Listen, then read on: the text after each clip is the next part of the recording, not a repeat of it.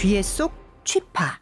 두 번 볼 수 없는 영화 마리우폴에서의 20일. 스브스 프리미엄 귀에 쏙 취파. SBS 이주형 논설위원회 시네멘터리 취재 파일 칼럼입니다.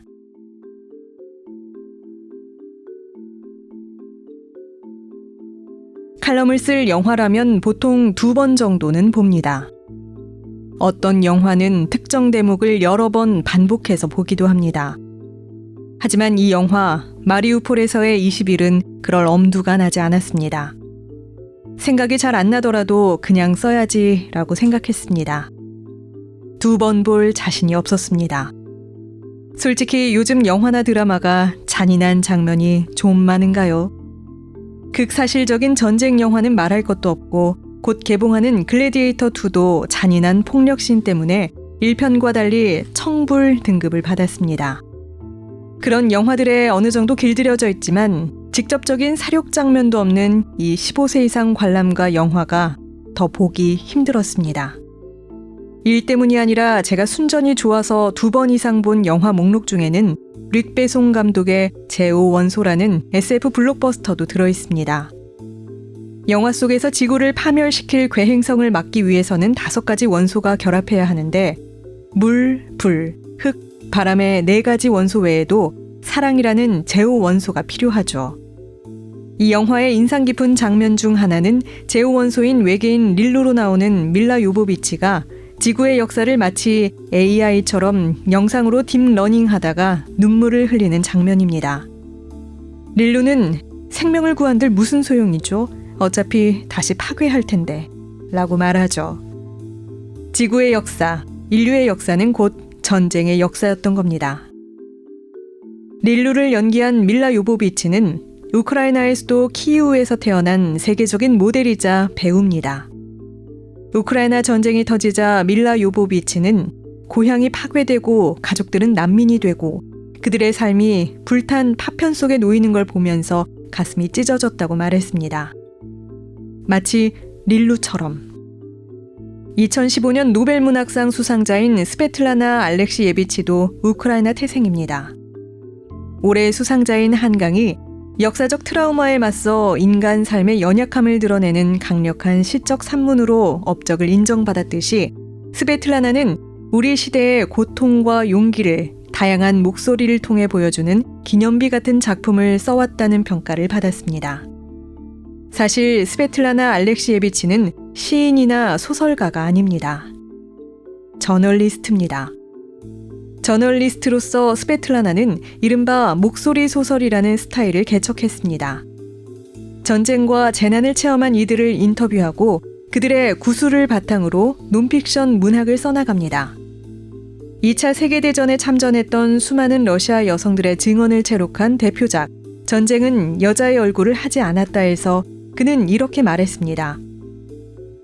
전쟁의 뭔가를 말로 표현하고 전달하려 시도할 때 이들은 죽을 것 같은 고통을 느낀다. 입이 떨어지지 않는다. 이들은 이야기하려 하고 다른 이들은 이해하려 하지만 모두 어찌해볼 도리가 없다. 우크라이나 전쟁 발발 초기 러시아의 침공으로 포위된 도시 마리우폴의 일상을 기록한 다큐멘터리 영화 마리우폴에서의 20일을 보면서 이 책 전쟁은 여자의 얼굴을 하지 않았다가 떠올랐습니다. 이야기하려 하고 이해하려고 하지만 모두 어찌해볼 도리가 없을 때 영상 매체가 힘을 발휘합니다. 2차 세계대전 이후 현대전쟁과 미디어의 역사에서 로버트 카파 같은 사진가로 상징되는 비텍스트 기록 매체는 큰 반향을 불러일으켰습니다. 사진도 여전하지만 요즘은 영상이 더 큰 파급력을 보여줍니다. 그걸 AP가 해냈습니다. 개전 초 러시아의 공격이 거세지면서 서방 언론이 다 떠난 마리우폴에 유일하게 목숨 걸고 남은 AP통신의 기자들은 민간인 피해자들의 입을 대신합니다.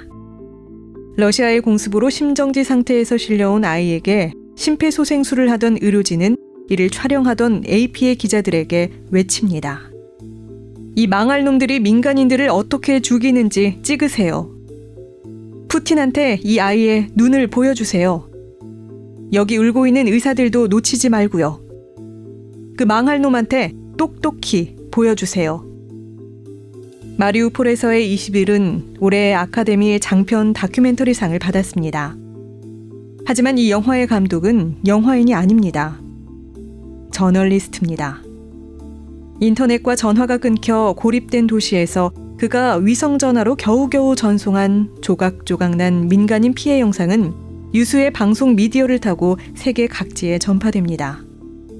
축구를 하다가 폭격을 당해 다리가 날아가 버린 소년. 영안실이 부족해 다용도실에 보관된 시신들. 골반뼈가 부스러진 채 들것에 실려 이동하는 임신부. 전기와 수도, 난방 없이 운영되는 와중에 폭격마저 맞는 병원. 마을 공터에 길게 참호처럼 판 구덩이에 아무렇게나 한 대 묻히는 시신들. 하지만 이 영화가 보여주는 장면들을 글로 자세히 묘사하는 건 부질없어 보입니다. 아니, 그렇게 할수록 전쟁은 더 클리셰화하는 것만 같습니다. 스베틀라나 알렉시예비치의 말대로 전쟁 대신 칼럼이 그 자리를 차지하는 건 불가능합니다. 스베틀라나의 책 전쟁은 여자의 얼굴을 하지 않았다에는 이런 대목이 나옵니다. 그들의 울음과 비명을 극화해서는 안 된다는 걸 잘 안다. 그렇지 않으면 그들의 울음과 비명이 아닌 극화 자체가 더 중요해질 테니까. 삶 대신 문학이 그 자리를 차지해버릴 테니까. 전쟁은 전쟁, 일상은 일상일까요? 이 영화에는 일상과 전쟁의 구별이 없어서 더 공포스럽습니다. 폭격으로 부서진 집을 보며 오열하는 한 여인을 찍던 기자는 계속 촬영해야 할지 멈추고 달래야 할지 모르겠다고 고백합니다. 전쟁터가 된 거리에서 취재진은 욕을 먹어가면서도 인터뷰 대상자들의 이름을 일일이 확인하고 아이들의 시신을 수습하는 의료진에게 지금 기분이 어때요? 지금 느끼고 있는 걸 말해주세요라고 묻습니다. 직업 정신입니다. 그러나 잔인한 질문입니다. 그래도 전쟁보다 잔인하지는 않습니다. 기자들도 고통스럽습니다. 하지만 이 고통을 기록해야만 합니다. 이들이 전송하는 영상에는 편집자 주의사항, 잔인한 장면 주의라는 메모가 붙어 있습니다. 기자들은 이렇게 말합니다. 고통스러울 겁니다. 지켜보기 고통스러울 광경이죠. 하지만 보기 고통스러워야만 합니다. 미디어에 의해 전쟁이 생중계되다시피 하면서 아이러니하게도 우리는 전쟁에 무감각해진 시대를 살고 있습니다. 매일 뉴스 화면에서 보는 우크라이나 전쟁과 가자지구 전쟁은 더 이상 특별한 감정을 불러일으키고 있지 않습니다. 기술적으로 전쟁 상태에 있는 세계 유일의 휴전국에서 살고 있는 우리에게조차 그렇습니다. 호전성을 기르거나 전쟁 준비를 하자는 게 아닙니다. 마리우폴에서의 20일, 이 영화를 한번 보시라고 권하고 싶습니다. 이 땅에 비극이 되풀이되지 않기 위해서 우리는 전쟁의 비극성에 지금보다 더 진지해질 필요가 있습니다. 영화 속의 전쟁이 아니라 일상의 전쟁이 마리우폴에서의 20일에 생생히 기록되어 있습니다. 이 다큐멘터리 영화 속 기자의 나레이션 중엔 이런 문장이 나옵니다. 거리에서 실려온 시체들. 내 뇌는 이 모든 걸 잊고 싶어 하겠지만 카메라는 이 모든 걸 기억하게 할 거다. 전쟁은 여자의 얼굴을 하지 않았다도 함께 읽어보시길 권합니다. 문학이 하지 못하는 부분을 영상 저널리즘이 해낸다고 앞서 말하긴 했지만 영상이 하지 못하는 부분을 문학이 해내는 풍경을 볼 수 있습니다.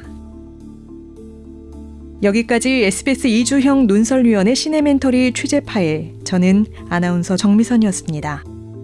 스브스 프리미엄 스프 앱을 다운받으시면 유익한 콘텐츠를 더욱 편리하게 만나보실 수 있습니다.